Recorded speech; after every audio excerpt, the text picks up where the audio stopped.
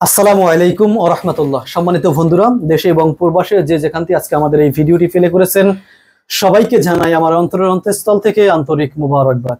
আশা করি আল্লাহর রহমতে সবাই ভালো আছেন। আমরা আজকে এমন একটি বোনের সাথে কথা বলবো, যেই বোনের ভিডিও একটা আপনাদের মাঝে আমি দিয়েছিলাম।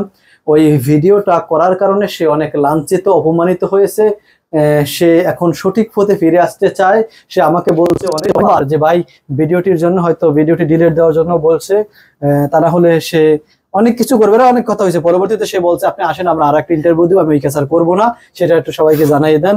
আমি অনেক অপমান বোধ করতেছি, তাই সবাই একটু জানিয়ে দেন আমি ওই কাজ আর করবো না, এখন থেকে আমি ভালো হয়ে যাব। আপু, আপনি ভালো আছেন? জি ভাইয়া, ভালো আছি। আপনি ভালো আছেন? জি আলহামদুলিল্লাহ।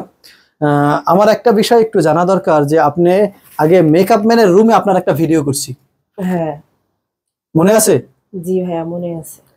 যে ভিডিওর কারণে আপনার কি ক্ষতি হয়েছে কোথাও? ওই ভিডিওটার কারণে এখন মানে সমাজে মানে চলাফেরা খুব এখন সমস্যা হয়ে দাঁড়াইছে আমার ভিডিওটার কারণে। সবাই খুব টাফ ব্যাপার। হ্যাঁ, সবাই এখন আমার মানে বাজে মন্তব্য করতেছে। তো আপনি না কইলেন আপনি শুটিং এর কাজ করেন, নাটকে করেন, সিনেমা করেন, তখন কি সমস্যা হইতো না?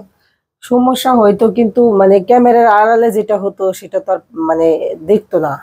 কিন্তু মানে আপনার সাথে যেটা আমরা কথা বলছি, ক্যামেরার সামনে আসছি, তো ওটা তো এখন সবাই দেখতেছে। মানে প্রকাশ করাই দিছে আমি ক্যামেরার আড়ালে কি হয়। হ্যাঁ, হ্যাঁ, মানে হ্যাঁ। শুটিং এর নামে ক্যামেরার আড়ালে কি হয়, ক্যামেরার পিছনে কি তারা করে, হ্যাঁ, সেটা আমি প্রকাশ করাইলাম, এই তো। হ্যাঁ, মানে ক্যামেরার আড়ালে যেটা হয় সেটা তো আর পাবলিক দেখে না। এটা আমার দায়িত্ব, অর্থাৎ হলো আমরা খুঁচিয়ে খুঁচিয়ে বের করব কোথায় কি হয়। মানে যেই জায়গা বেশি অপরাধ হয় সেখানে আমরা খুঁচিয়ে বের করার চেষ্টা করব ইনশাআল্লাহ। এটা বের করে দিলে তার মতো হয়তো আরো অনেকেই ফিরে আসবে, না হয় সেখানে কোনো প্রশাসনের অভিযান চলবে, চলার পরে সেখান থেকে অবশ্যই কেউ না কেউ ফিরে আসবে, বা সেখানে অনৈতিক কাজ বন্ধ হবে ইনশাআল্লাহ। এখন আপনি বলছেন যে আমি ওই পথে আর নাই, আসলে কি সত্য? হ্যাঁ, আপনার ওই ভিডিওটা করার পর থেকে আমি ওই পথে নাই, মানে মিডিয়ার কাজ ছেড়ে দিয়েছি। এখন আমি মানে ভালোভাবে জীবন যাপন করতে চাচ্ছি আর কি। মিডিয়ার কাজ সম্পূর্ণভাবে ছেড়ে দিয়েছেন? হ্যাঁ, মিডিয়াতে এখন আর আমি কাজ করি না। মিডিয়াতে আর কাজ করেন না। আচ্ছা, আপনার কি বিবাহ হয়েছে? না, মানে বিয়ে হয়েছিল, আগে যে বিয়ে হয়েছিল ওখানে আমার একটা মানে বেবি আছে, একটা বাচ্চা আছে। তো ওটা করার পর মানে মানে জামাইয়ের সাথে যে কোনো একটা কারণবশত ছাড়াছাড়ি হওয়ার পরে আমি এখন বিয়ে করি নাই। আচ্ছা, তাহলে এখন আপনি যেটা বলছেন ভালো হয়ে গেছেন, সামনের ভবিষ্যৎ কি আপনার? বিয়ে শাদী করবেন কি করবেন না, এই বিষয়ে একটু জানতে চাইছিলাম।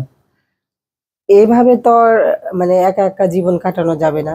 তো আমি নিজেও এখন ভালো হয়েছি, ভালোভাবে চলতে চাই। তো আমি ওরকম একটা ভালো একটা ছেলে পেলে আমি বিয়ে করতে চাই। আচ্ছা, তাহলে আপনাকে যদি আমাদের মিডিয়ার মাধ্যমে যদি কোনো একটা ছেলে সংগ্রহ করে দিই, তাহলে আপনার কেমন হবে? মিডিয়ার ভিতরে আমি তো জানি যে মিডিয়ার মানুষগুলো কিরকম। না না, আপনি ওই মিডিয়ার কথা বলি না, আমি আমি বলছি যে আমাদের এখানে অনেকে ফোন দেয়, সাধারণ মানুষ বিবাহের জন্য।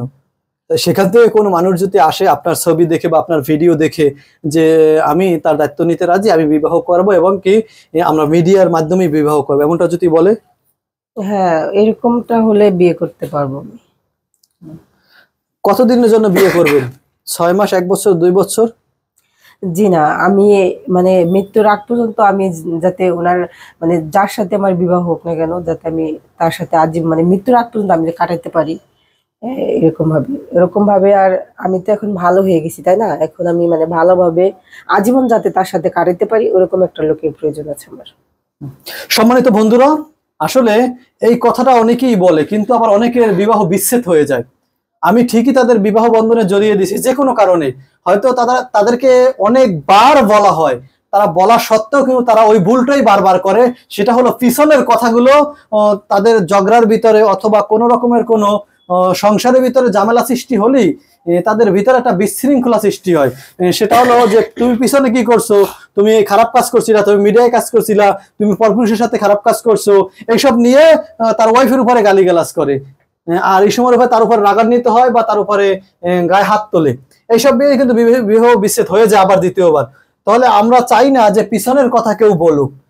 যদি এরকমের কোনো ব্যক্তি হয় যার কেউ নেই, অনেকের আছে মা বাবা অসহায়, অথবা মা বাপ মারা গেছে, সে একটি সন্তান, অথবা তার পরিচয়হীনও আছে, যে অনেক আছে একাই শুধু, যে বিবাহ করতে পারবে তারা জীবন সাথী নিয়ে সুখে থাকবে।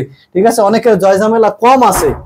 এই ঝামেলা যাদের কম, তারা তাদের মতো মেয়েদেরকে বিবাহ করে হয়তো সুখে রাখতে পারবেন, অথবা তাদের মতো মেয়েদের সুখে রাখার জন্য একেবারে গরিব স্তরের ছেলেদের দরকার। কারণ বেশি বড় লোক হলেই তারা এই কাজগুলো আবার বেশি করবে। মধ্যবিত্ত হলেও আমি কয়েকটা বিবাহ বন্ধনে জড়িয়েছিলাম, এর ভিতরে নিলয় নামের একটি ছেলে এই ঘটনা ঘটাইছে। সেও কিন্তু পরবর্তীতে তার ওয়াইফকে বলে, তুমি ওই দেহ ব্যবসা করে আবার টাকা এনে দাও আমাকে। তা আমি চাই না এরকমের কোন একটা ঘটনা ঘটুক। আচ্ছা, আপনার বেবির বয়স কত? জি, আমার বেবির বয়স চলতেছে 4 বছর। 4 বছর। আপনার বয়স কত? আমার বয়স চলতেছে হচ্ছে 22 বছর। 22 বছর। আপনাদের বিয়ে হয়েছিল কত বছর আগে?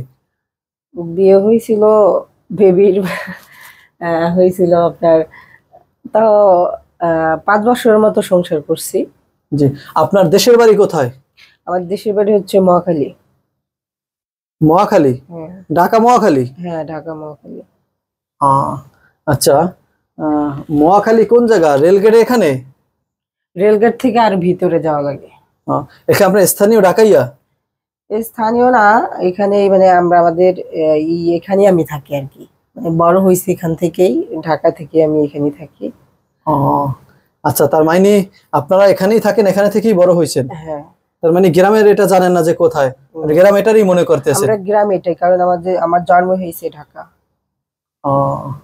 আচ্ছা, তাহলে তো এখানে তো ওই যে এখানে অনেক আছে, করাইল বস্তিতে প্রায় লক্ষ লক্ষ মানুষ থাকে, একতলা দোতলা ওখানে বিল্ডিং করা আছে, সরকারি যে সম্পত্তি।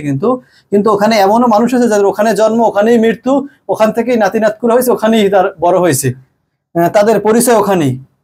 তারা কিন্তু পিছনের যে গ্রাম আছে, গ্রামের খোঁজ খবরও তারা জানে না যে তাদের গ্রাম কোথায়। আমার হচ্ছে যে গ্রামের কথা বলতে আমার যে দাদার যে ইয়াটা আছে, আমরা ওটা শুনছি, কিন্তু ওখানে আমরা যাইনি, কারণ এখানে মানে থেকে বড় হয়েছি। আমার দাদার গ্রাম হচ্ছে আপনার হচ্ছে। আপনার মা বাবা আছে?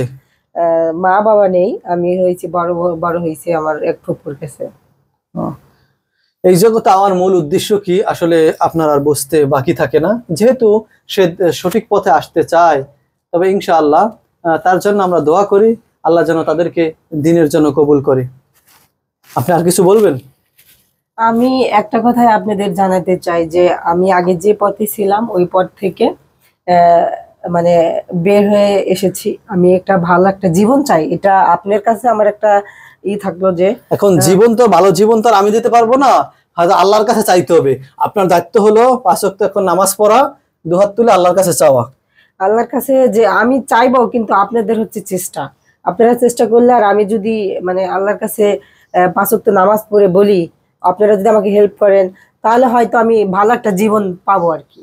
ইনশাল্লাহ ইনশাল্লাহ আমরা যথাযথ চেষ্টা করব আপনার জন্য। সম্মানিত বন্ধুরা, আজকে আমরা যে ভিডিওটি করেছি এটা হলো কোন জায়গা? এটা এই জায়গার নাম কি? গাজীপুর। গাজীপুর? গাজীপুর।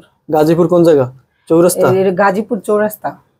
গাজীপুর চৌরাস্তার ভিতরে? এটা চৌরাস্তার ভিতরে? আচ্ছা, ঠিক আছে। সবাই ভালো থাকবেন, সুস্থ